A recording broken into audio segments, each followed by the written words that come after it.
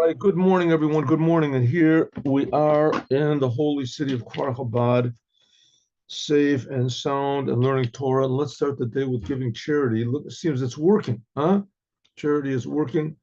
This is charity to bring the Geula. Tzedakah brings the redemption. And the redemption means that all the Jews go out of captivity and all the non-Jews join in, and the world becomes a happy place, a happy, productive, a unique place, amazing, godly place. Let me put on a hat over here. What's that? A hat? Here we got a hat. So my head doesn't shine. There we go. Okay. So what have we learned up to now? We've learned up to now essentially that the Rebbe wants us to realize that these days that we're in, that seem externally to be bad. In fact, everything that seems externally to be bad can and will be transformed to be really good, because the inside of it is really good. The inside is really good. Huh?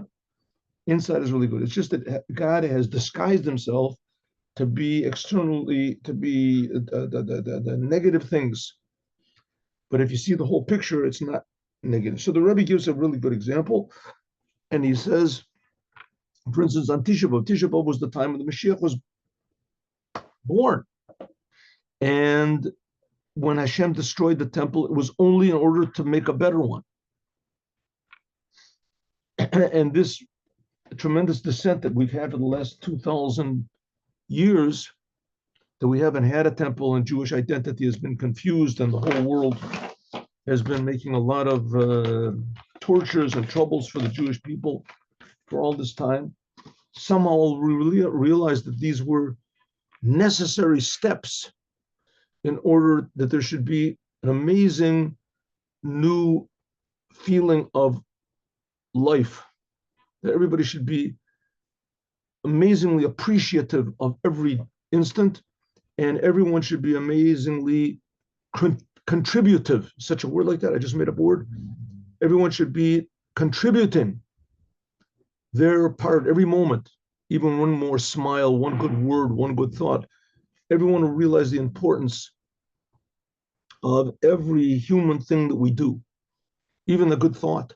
That the whole world will become a meaningful place. That's what's going to be the result of all of this Jewish suffering.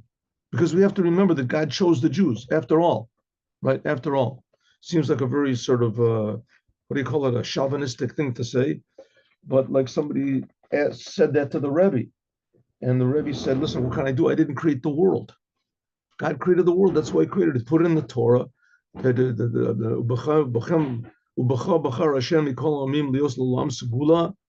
That God chose you from all the people in the world to be his chosen nation. That's going to be in a couple, and it's not this week, is it? No, I don't think so. It's in a couple of weeks, that sentence.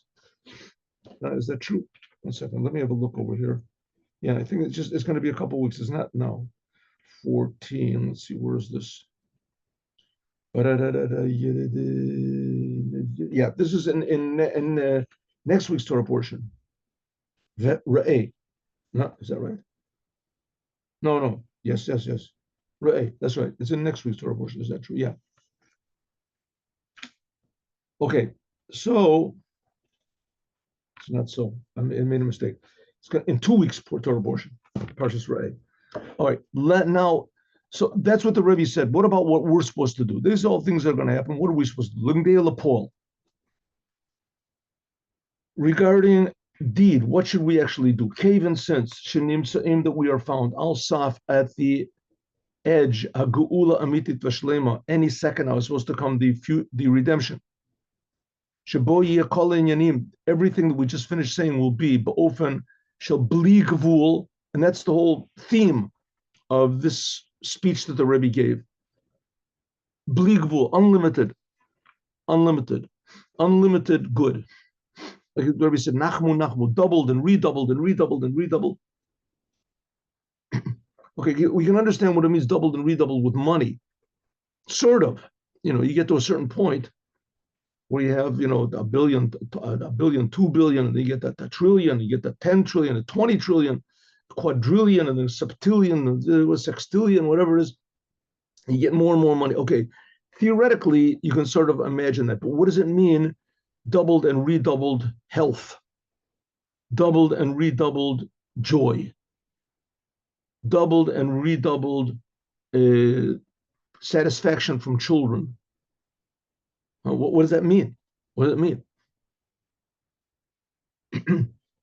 So that we're going to see, says the Rebbe. That's what we're going to experience, doubled and redoubled. Says, therefore, there's going to be unlimited good. So there has to be, first of all, a little bit of a taste of this. Like it says, Erev Shabbos, Tov Lit'om, called Tavshel v'Tavshel. There's a law, a custom. And it says that Erev Shabbat, a strong custom, that you should taste all the different types of food that are going to be eaten Shabbos. I mean, personally, I don't really know anybody who does this, but it's a thing that should be done, right?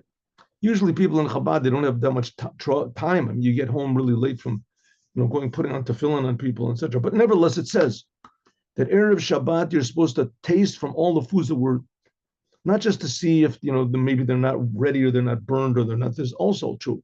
But there's also a thing to taste from the foods of Shabbat before Shabbat, on Friday. So therefore, Shabbat is going to be the future redemption that we just talked about, this unlimited good that's going to be. So we should taste a little bit of it right now.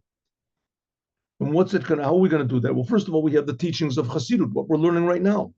We're getting a little bit of at least an announcement, a glimpse that there is such a thing as this infinite good that's going to be. What it means, very hard to understand.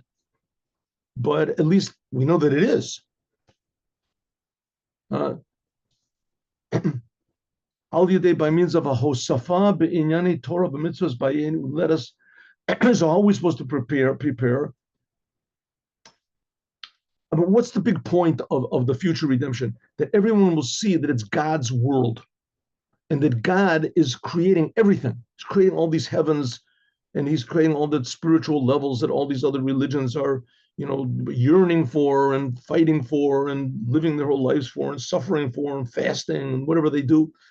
And God is just creating all that. He's creating the whole business. So we'll realize that the world is not our world.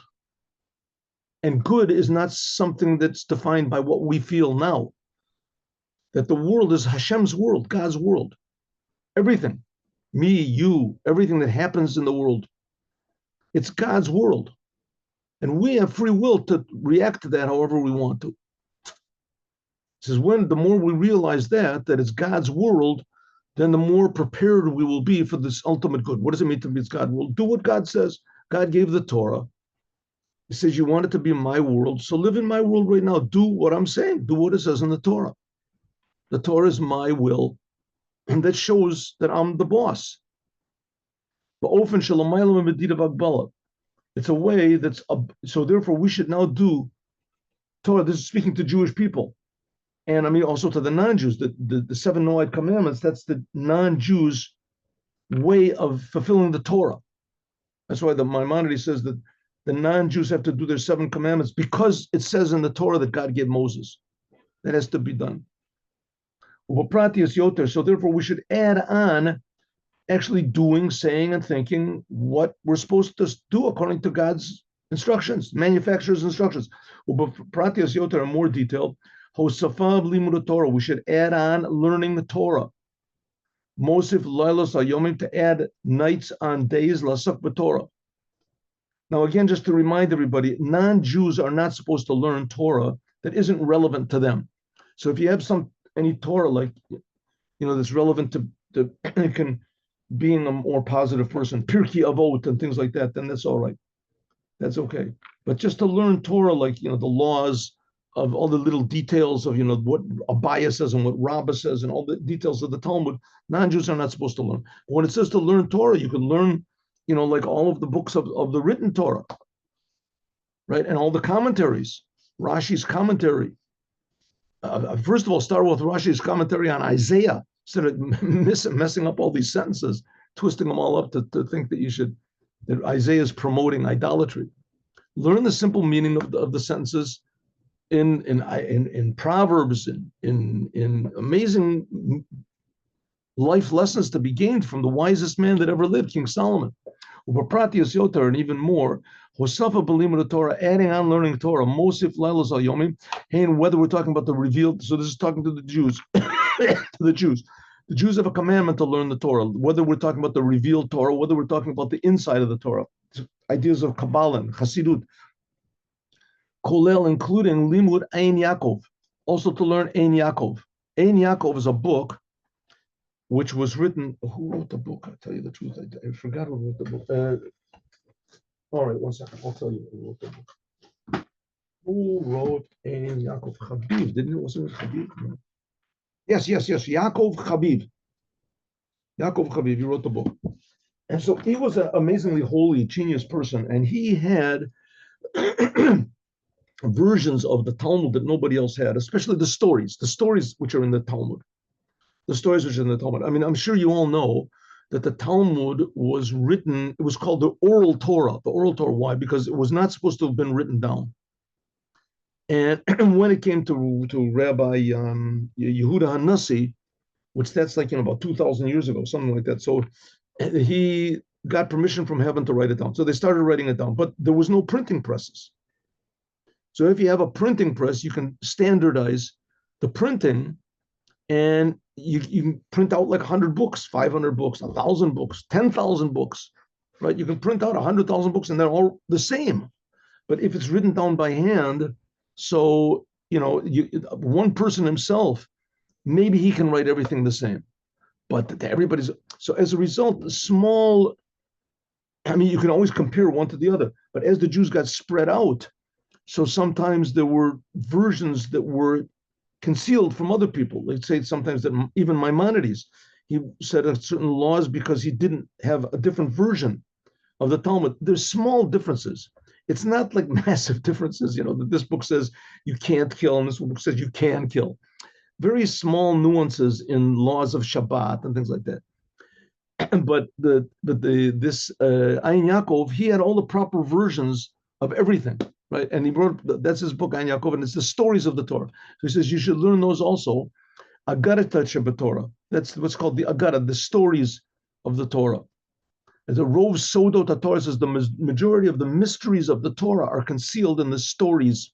But Od Ve'ikr, and the main thing is learning the inside of the Torah. Kedivre Rabbi Arizal, like the Arizal said. Arizal is Rabbi Yitzchak Luria. He lived like about 450 years ago in Sfat, and he was the main Kabbalist. Now, for those of you who don't know, what Kabbalah is, essentially what Kabbalah is the study of the spiritual worlds. You wanted the anatomy of God, but more exactly also the psychology, you want to call it, how God reacts to what we do. When we do a commandment, when we say a prayer, how God reacts to that, how God reacts to bad. When we do something bad, how the reactions of God, right, to our commandments, all the secrets of all the upper worlds. That's what the Arizal he wrote about. Sheyom Hilul Shelo, that the day that he passed away is the 5th day of Menachem Av. It was a few days ago.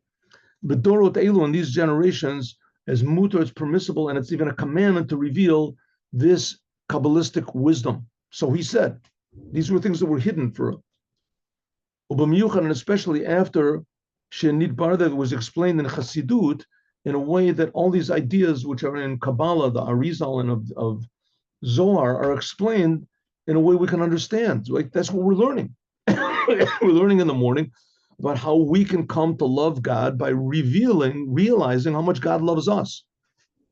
And in order to reveal how much God loves us, you have to know a little bit about spiritual makeup, we want to call it, of God.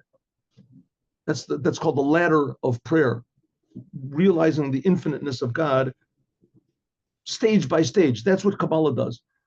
And especially on adding, you want to learn Torah, so we should learn the revealed Torah. We should learn Ein Yaakov, that's already approaching the secrets of the Torah. Then you should learn ideas of Chassidut and Kabbalah, which those are ideas. Again, you have to be a little bit careful with Kabbalah because it's very easy to fool everybody with Kabbalah because nobody knows what you're talking about.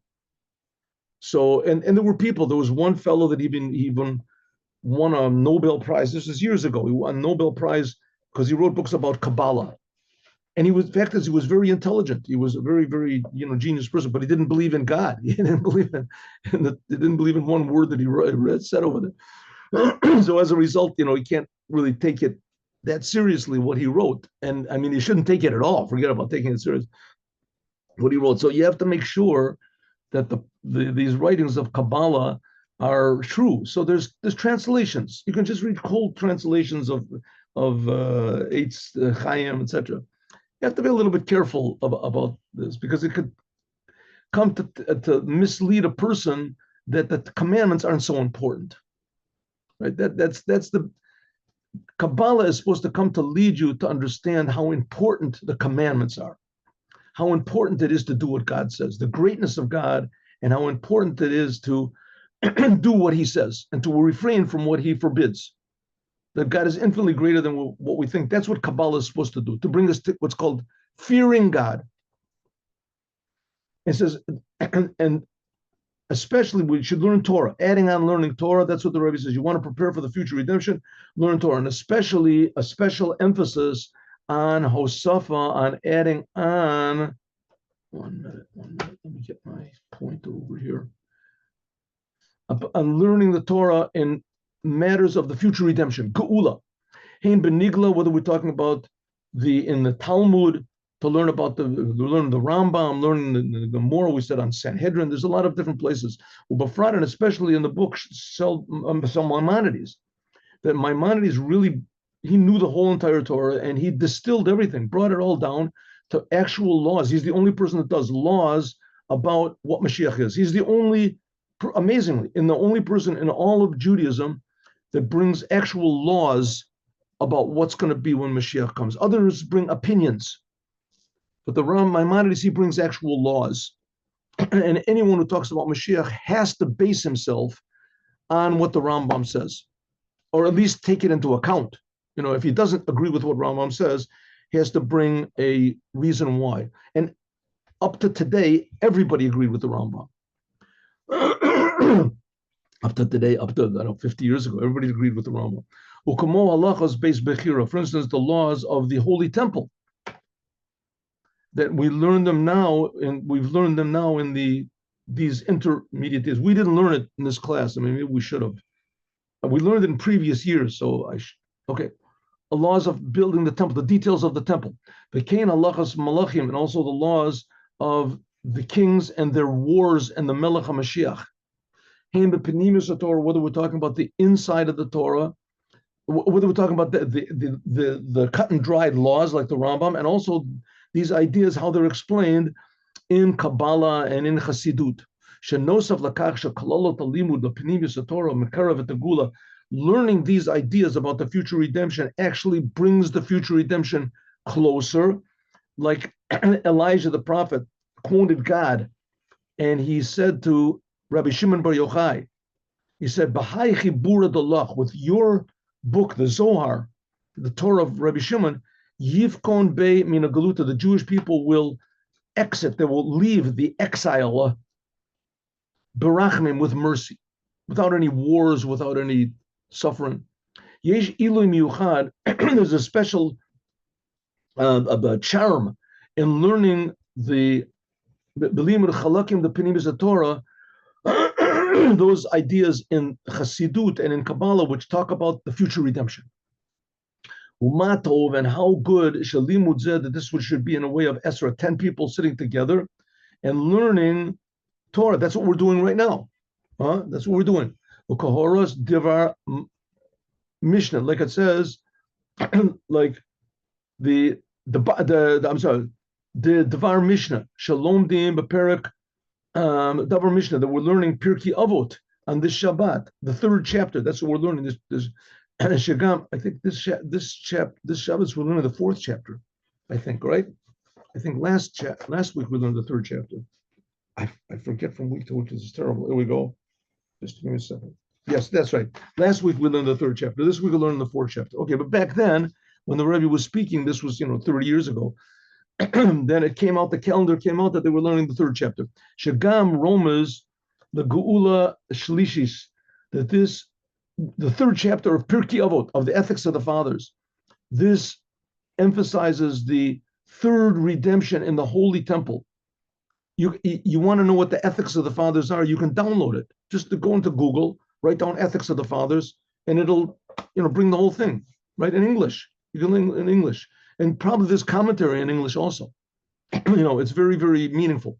The Al Yadam, by means of learning all these things about the laws of the future redemption in the Maimonides and etc., and the sources of those laws in the Talmud and in Ein Yaakov and the Kabbalah in Chassidut and etc., by means of learning all these things in Pirkei Avot that we're learning now, any type of Torah that you learn is good. It prepares the world for the future redemption, and it even encourages God to bring the redemption earlier.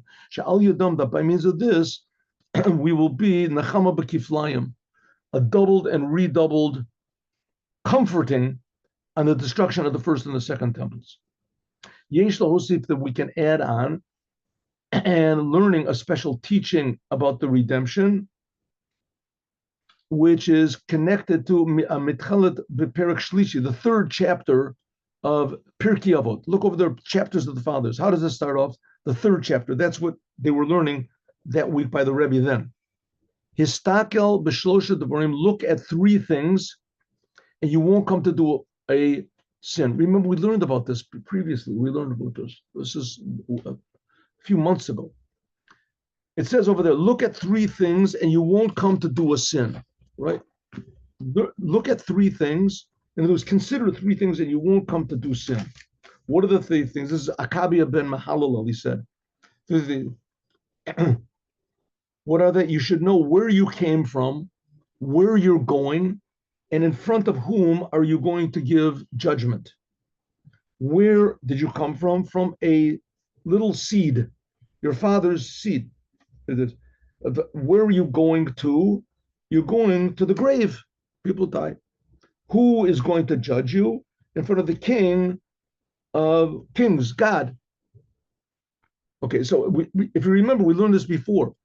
What does Akavia Mahalal say? He says three things about three things. First of all, he says, look at three things and you won't come to do a sin. Number one. Then he says another thing. Know where you came from, where you're going, and who's going to judge you. That's another thing. He says a third thing. Where you came from a little seed, right? Your father's semen. Where you're going to the grave. Who's going to judge you? The King of Kings. So the Rebbe, if you remember a few weeks ago, he asked, why the repetition? It could have just said, you should know that you come from a seed, you're going to the grave, and you're going to be judged by God. Why all this drama? Look at three things, and you don't know it's three things. Three things, look at three things, and you won't come to do a sin. It's obvious it's three things. Just go up one more sentence. You'll see it's three things, right? So the Rebbe said that what he says, look at three things, you won't come to do a sin, that's a teaching in itself. It's not talking about what comes afterwards. That all the time in your life, you always have to look at three things. Not necessarily these three things that are enumerated afterwards. What are the three things? It says, these three things is talking about the future redemption. There, we learned a couple of weeks ago that the three things means that you have to look always, everything you do, at God, the world, and yourself. What does God want? How can I put it into the world? And how can I put it into the world? It's me. I have to do it. What does God want? What's he telling me? And how can I put this into the world? That's three things you have to look at. God, yourself, and the world. Here the Rebbe is giving another answer. It says that there's 70 faces to the Torah. And each one of the 70 faces, it says that it has hundreds of faces. So there's interpretations of the Torah. It says, Yesh Loma, we can say that this, look at three things, that this is hinting at the third redemption and the third temple and the triple redemption that is going to be, and the holy temple that's going to be triple. What do you mean it's going to be triple? That it's going to have the two unique qualities of the first redemption and the second redemption. The first temple and the second temple. The first temple was a gift from God above. The second temple was when we did tshuva. The Jewish people were taken to Babylon. And the second temple was from our work that we did from below. We repented, we changed ourselves. The third temple is going to be both of them together. It's going to be our work that we're doing right now and God. That's what it means. We're going to build a temple. We've been working for 2,000 years already to build the temple. All of every good deed we do, every good thought, every good action. What does it mean? You have to look at these three things.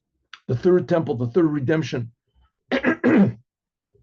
What does it mean? You have to look. It doesn't, the word histakel means like to, how do you say, to look deeply. Deeply look. Histakel means shemor al iyun v'hitbonenut, means you have to look deeply and you have to contemplate ba'amka yetira in very great depth. Be'inyan geula in the third redemption and the third temple. And there's faith in it is very good. You have to believe Moshiach is going to come. There's going to be a third redemption. There's going to be a third temple. Ani mamin. It's one of the 13 principles of Jewish faith. I believe that he's going to come. I believe. Says the Rebbe, that's good. That's wonderful. But that's like sort of the beginning. He just opened up the door, looked inside. in Pirkei Avos it says histakel, that you have to not just look, you have to gaze. And gazing is also not the proper word, but I guess maybe it's the best word we have. To gaze, you look at something and you try to understand it. What is that? What's mitoch tzvia v'shtokakus miyuchedet, with a tzipia, with an expectation, and especially longing. Let's say, for instance, you're waiting for the auto. I'm just making this up. You're waiting for a bus. Your bus, right? Bus number 54 is supposed to come. And you're waiting and you're waiting and you're waiting and you're waiting and you're waiting and you're waiting. All of a sudden you see from far away a bus. Is that a bus? Is it a truck? Is it a bus? Hey, wow, hey, it's a bus. Has it got our number on it? 54. Is that our number? Get the packages ready. Is that our number? Once again, he's turning. Is he turning what? What is that? That's what it means, listakel. You're looking very closely to see if this is the one, right? When it comes, is it full? Is it empty? Is the driver going to stop? Maybe he just put that number up by mistake. You have to wait every day that he'll come. Every moment. Mashiach is supposed to come any second now. B'yom zan, this very day. How much more so when we're standing right at the edge of the future redemption. Looking at these three things, now it's even more powerful. It's like you see, well, it's not a truck. It's a bus. This is the bus we've been waiting for. Is the number right? Yeah, the number is right. It's coming closer. But is he going to stop? Is he not going to stop? Is he going to turn up? The Mashiach is supposed to be any second now. That's what the Rebbe says. And I know the Jews have been saying this for the last 2,000 years. Yes, it's true. But that doesn't in any way detract from the fact that it's supposed to happen. Why it took so long, I have absolutely no idea. But when Mashiach comes, he'll explain that also. And our work is now. Now, the negative things in the past, forget.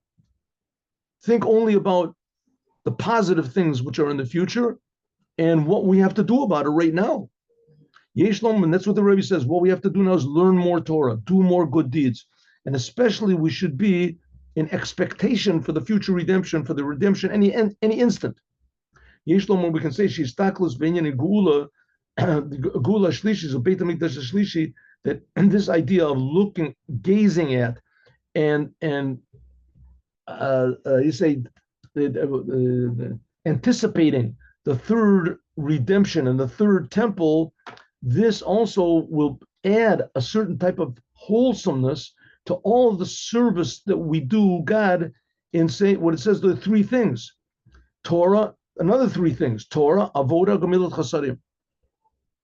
That's another three, which brings the redemption. Shekiyumam al yadei gimel halavushin, that we do by means of another three, which is thought, speech, and action.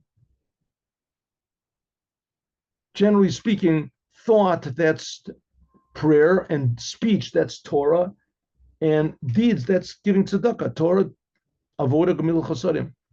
Avoda, that's prayer. Avoda, that when we do serve God, it's not in a way that things are divided. Elo ba'ofen shel bli gavul, in a way that's there is no division. It's just I'm just serving God. Like it says in the Tanya, where is it? 33rd chapter. Came Habakkuk and he said, there's only really one commandment: believe in God. Tzadik be'emunah yechia. All the commandments we're doing, all the things we're doing, it's just one big commandment. I'm serving the Creator. So it all becomes one, unified, because there won't be any limitations between these things. That's what it means, infinite. So we're preparing ourselves for this infinite, true revelation of God that's going to be any second. And we can also add on the connection to what we said before in learning Torah from the 15th day of Av and onward. 15th day of Av is next Monday. It says next Monday. 15th day of Av. You're supposed to look at these three things. What are the three things? It says Shlosh Devarim, these three things.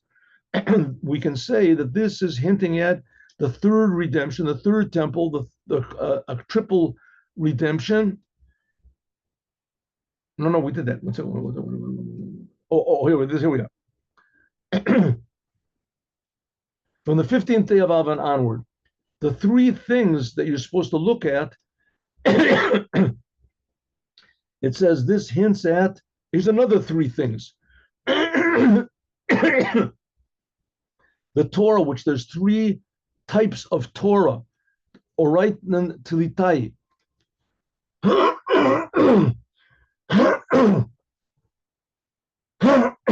Well, it says there's Torah, Nevi'im, and Ketuvim. The Torah, the written Torah, and the Nevi'im and the prophets and the writings. And this is especially Torah Chadasha Mi'ite Teitze. It says when Mashiach comes, there's going to be a new Torah. What does it mean? It's going to be renewed. We're going to feel the godliness that the Jews felt on Mount Sinai from every word of the Torah. And that's going to be the third redemption. The preparation for this is by means of adding Torah in a way of unlimited. From the 15th day of Av and onward. In other words, when you learn Torah, so one good idea is when you finish learning whatever you learn is go over it, remind in your mind. What did I just finish learning? What did I say? And then even going over it again. And when you're walking in the streets, thinking about the ideas that you learned in the Torah. And according to this, we can explain also what it says in the Mishnah that we just finished quoting in the third chapter, beginning of the third chapter of Pirkei Avot. Look, gaze at three things.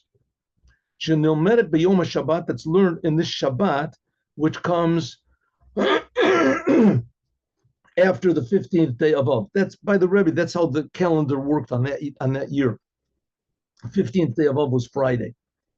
And so even though the 15th day of Av, every person begins to add learning Torah. Again, what's the 15th day of every month is when the moon is full. But the 15th day of the month of Av, that's like the height of the summer, and the days are the longest. And from then on, it starts to approach the winter. I hope in Israel it does, because it's terribly hot outside. The winter, and also the nights become longer. And nights are a good time to learn the Torah. So it says from the 15th day of Av, that's when we should increase learning Torah. The nights are longer learning Torah. And now we can start taking on ourselves to learn more Torah than we want to. Nevertheless, on the Shabbat, the Shabbat, which comes after Tu B'Av, we have to look another time at our resolutions that we made Are we really adding on learning Torah according to our ability? Will a hosif b'hem, and to add even more in a way that it's doubled and redoubled? Excuse me. Rabbi Adin Steinsaltz of blessed memory, he translated the Talmud. he went over the not translated. He commented on the whole entire Talmud, wrote commentaries, and he sort of made a big breakthrough that others came after him and started explaining the Talmud. So he came to the Rebbe. He was a very, very intelligent, very unique person. And he came to the Rebbe, and he was a follower of the Rebbe. He was a Chabad Chassid. And he said to the Rebbe, listen, I haven't got time to do all these things that you want us to do. You want us to go out and spread Judaism and put tefillin on people and teach Judaism and learn Chassidut and teach Chassidut and pray longer and learn more Torah. And you have to cut down a little bit on the things that you're asking me to do. And the Rebbe said, okay, learn 3 chapters of Tanya, of Rambam every day. The Rebbe added something to him.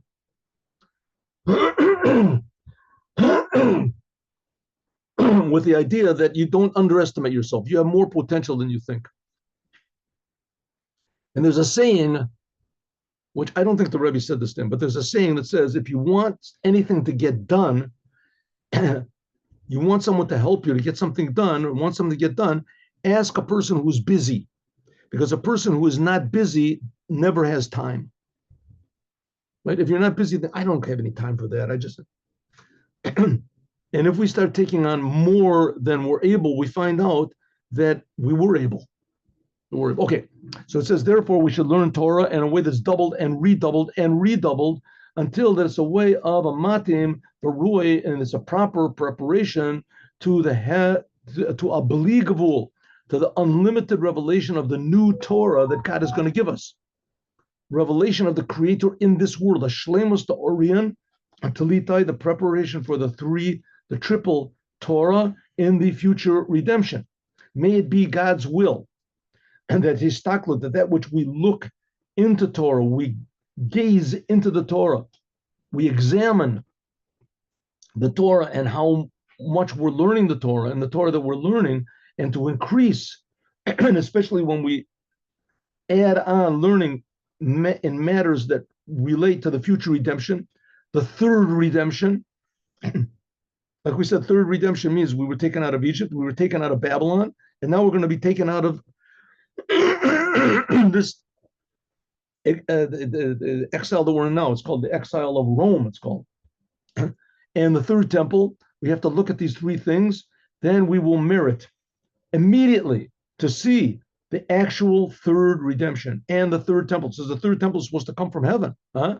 You won't have to build it. It says, Mikdash Hashem Koner Yudecha, that God made the third temple actually. How is it going to happen? I don't know, but it should happen any moment now. What's going to be with the let's say the mosque that's up on the temple? God will take care of it. But don't worry, God will take care of it. It's going to be in a way that everybody's going to be happy. That's the big point. The people that don't want, that can't stand good, that they love death, and they hate the Jews unconditionally, which I think that's very rare. I don't think there's that many people that are like that, but there are definitely people. Those people will be destroyed, right? There'll be a new redemption. They won't want any part of it.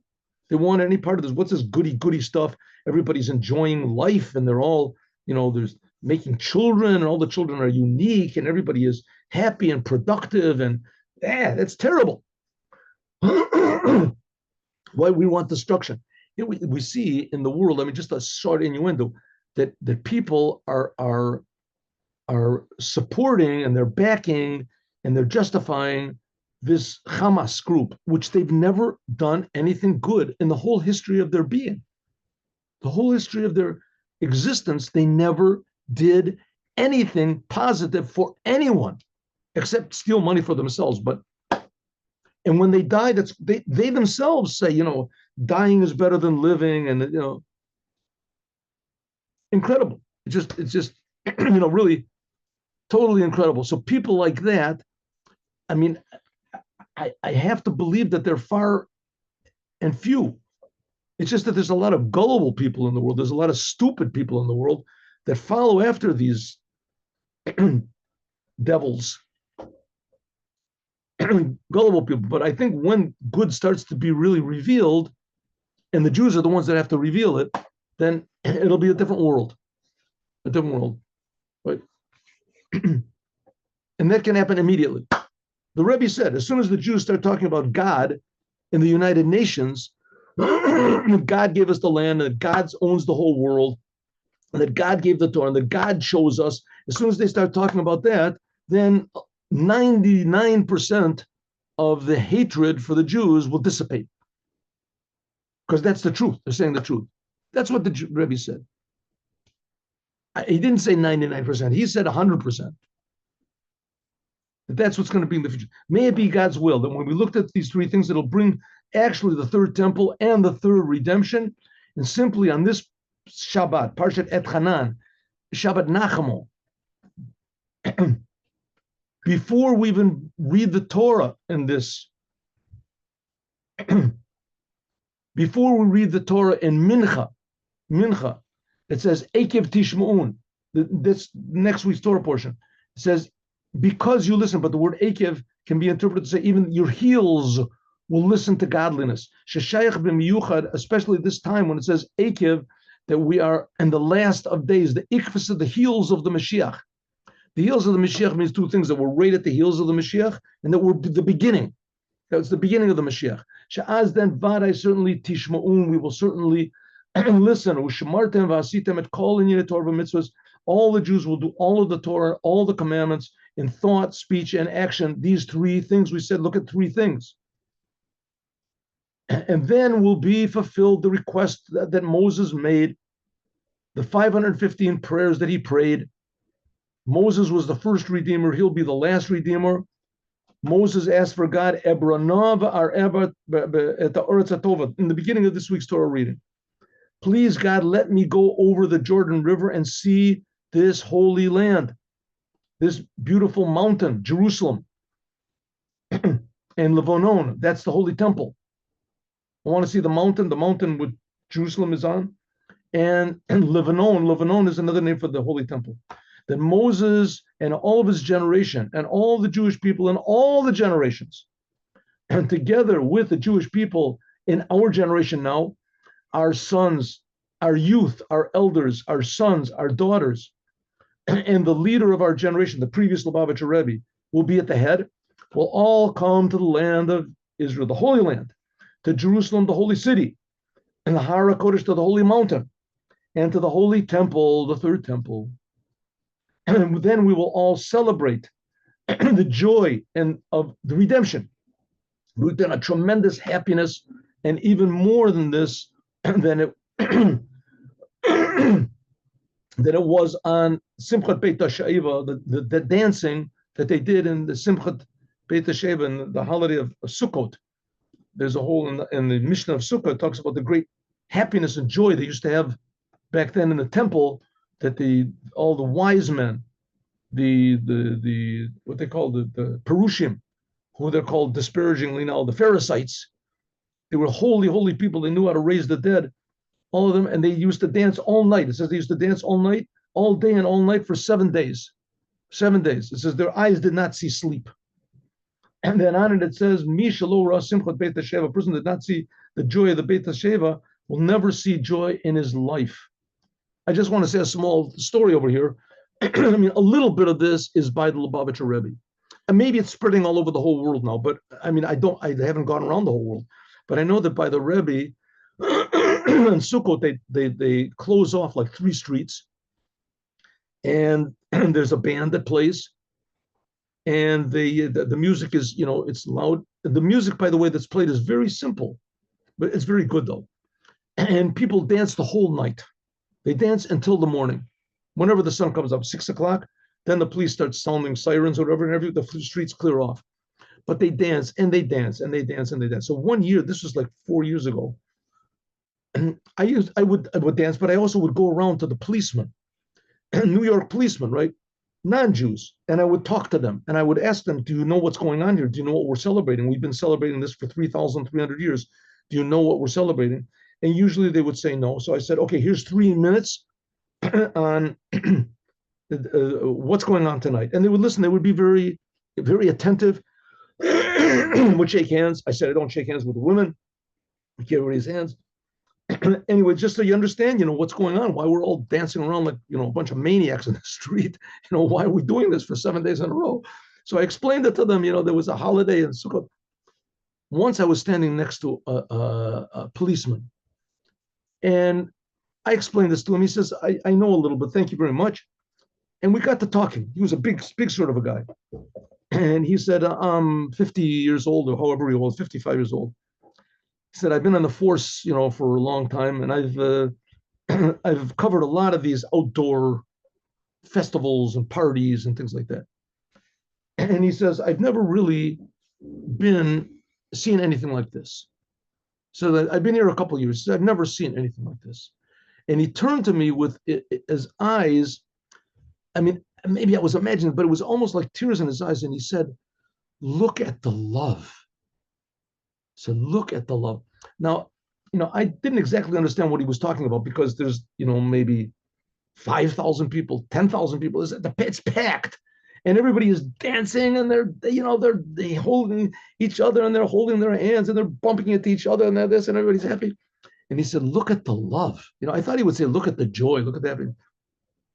He said, look at the love. And I looked, and I realized he was right. Everybody is just appreciating everybody else. Everyone is just appreciating everyone else, and everybody is smiling, and they're all dancing, and they're knocking it. They're not knocking into each other intentionally. It's just, and they're sweating. I was sweating, and they're dancing, and they're all happy. And he was right. It was just like love revealed. And happiness. It was just the policeman really opened up my eyes. I said, "Well, you're really right." Ubalash Chazal, and the languages of the rabbis, it says in the end of Tainit, Tainit, it says it's talking about that there were no good days. The happiest days of the Jewish people were like the 15th day of and Yom Kippur. It says over there that in the future, God is going to make a big dance for all the tzaddikim, and God will stand among them. It's a big circle, if you want,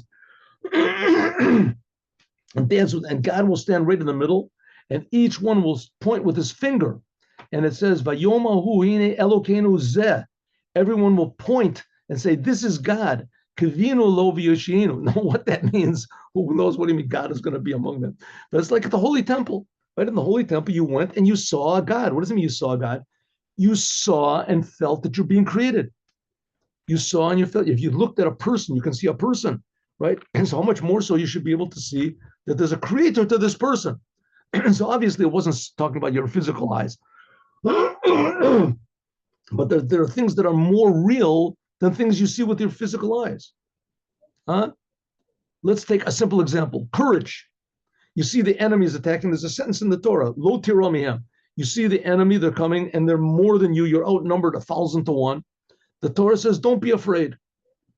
So you look, are there 1,000 enemies? Yes, they all have knives. Yes, they all want to kill you. Yes, they're all trained. They're looking forward to this minute to kill you any moment, right?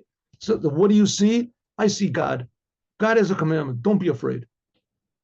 So God's commandment is more real than anything in the world. So what do you mean you can see God? I look at a person, I see the person.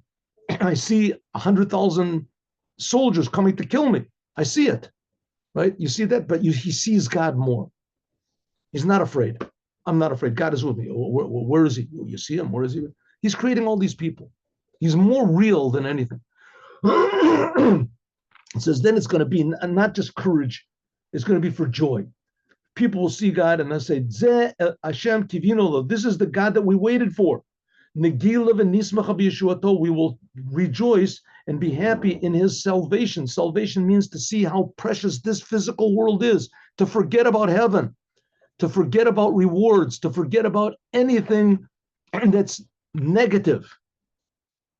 That's called satisfaction. We're taken out of the prison of our own selfishness. That's what we're waiting for any single second, any instant it's going to happen right now. Okay, now stop the share.